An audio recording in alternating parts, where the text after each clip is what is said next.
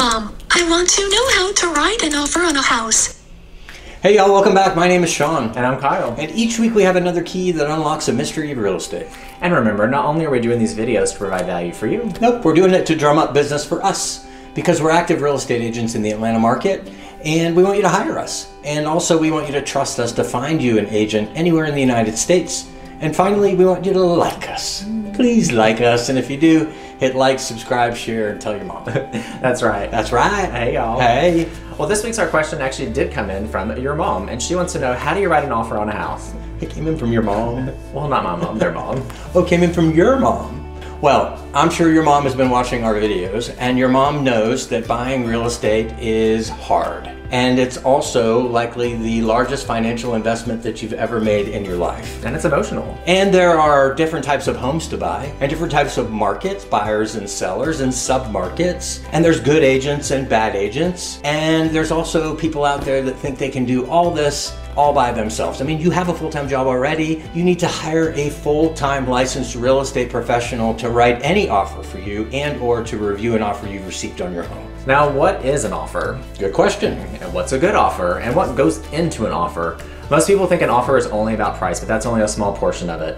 As they say, the devil's in the details. Yeah, that's right. Who says that? You've been saying that. I have. So it's very important to understand all the details within that whenever you're submitting an offer or whenever you're receiving an offer. Yeah, I mean, when you receive an offer, what about the price, Kyle? It's the first thing you see. It is, because it's really the first on an offer sheet, and it's likely the largest dollar amount you've ever seen on a page for you in your lifetime. So it's overwhelming and it's exciting, and someone's offered you full price, and it could mean absolutely nothing. Let's talk about things like due diligence that's also in the offer. Someone can say that they have 25 days to make up their mind on whether or not they want to buy your house. I mean, on day 20, their toe could hurt and they could cancel the agreement with no penalty whatsoever. So would you rather have 5 days due diligence or 25 days due diligence? Makes a difference, right? What about earnest money? How much money have they given you to put down on the house so once the due diligence period is over and they default on the agreement, you get to keep that money? Do you want to keep $1,000 or do you want to keep $15,000? Do they have a loan? Is there a financing contingency in the agreement? Or have they never spoken to a lender yet and have a 20-day financing contingency that says if they can't get a loan, they can back out of the agreement at no cost to them?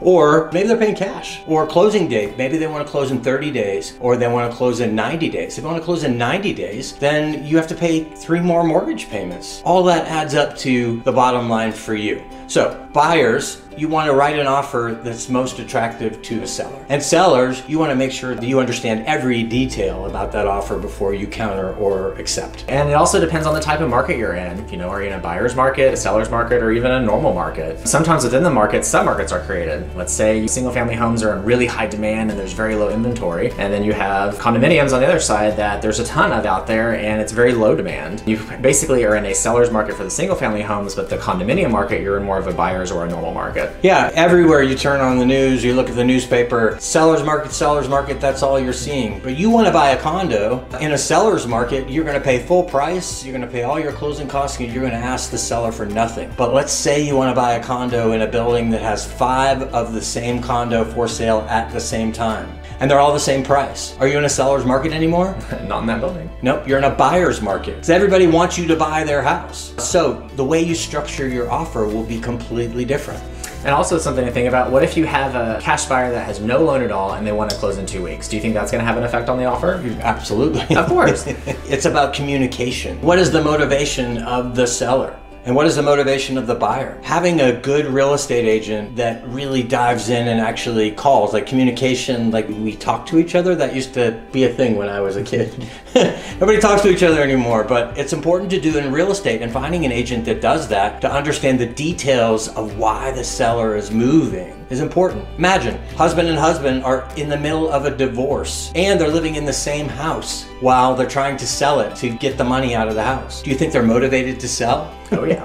Yeah, sure. Is that good information for you to know before you write an offer? You better believe it. Sally just moved to Chicago to take a job, and her place has been vacant now for 2 months with no offers. You think that's good information to know? Yeah. Will it impact how you write the offer? For sure. All of this stuff makes a huge difference, and having a real estate agent that is willing to communicate on your behalf to the buyer and understand the buyer and seller will save you thousands or make you thousands of dollars. Now, let's say you're the seller. Who is the buyer? Do you have a buyer that you just found out moved here 2 weeks ago for a new job and they're living in temporary housing? At the scary housing place down the street with the extended stay? Exactly. Yeah, they're motivated. I mean, do you think that's going to have an effect on the offer? For sure. What if the agent tells you that their buyer is very picky and then they instantly fell in love with your house? Or what if you found out they just lost out on 10 other houses? Do you think that's going to have a factor on accepting an offer? Absolutely. What if daddy's buying the house? Hey, daddy. Hey, daddy. Hey. Or what if you find out they... Your mom's buying the house. Well, daddy's buying it. Oh, okay, daddy. Your mom has a question. Your mom had a question. Their mom had a question. Oh, your mom had a question. So knowing all these details will put you back in the driver's seat and like get you the best deal for your house. Yeah, so mom, your mom, in answer to your question, how do you write an offer? It really depends, and this is probably one of the longest videos we've had, and there's 1,000 other scenarios. The best thing to do is to hire a full-time licensed real estate professional to help you because you have a full-time job. You're probably a full-time mom or a full-time dad. Let us do our job and help you make or save thousands of dollars. Well, now that you know how to write an offer on a house, be sure to tune in to us next week when we talk about home inspections. Next Wednesday and every Wednesday at 1 o'clock, where we unlock another mystery of real estate. And don't forget, not only are we the Alexa and Google of real estate. Hey Google, what's my name? Your name is Google. Well, I'm Alexa. But we also want to be your dream team. That's right, your dream and this team. We specialize in single family homes and TLC, that's townhomes, lofts, and condos. And as always, tender love and care.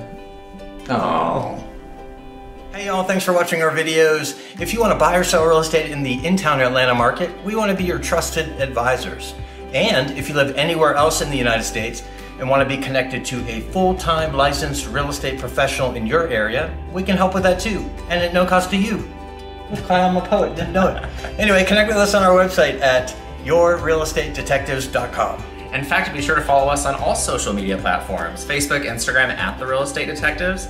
And finally, we want you to like us. Like us! So if you found value in these videos, make sure to like, subscribe, share with a friend. That's right! Hey y'all. Hey! We'll see you next week. See you next week.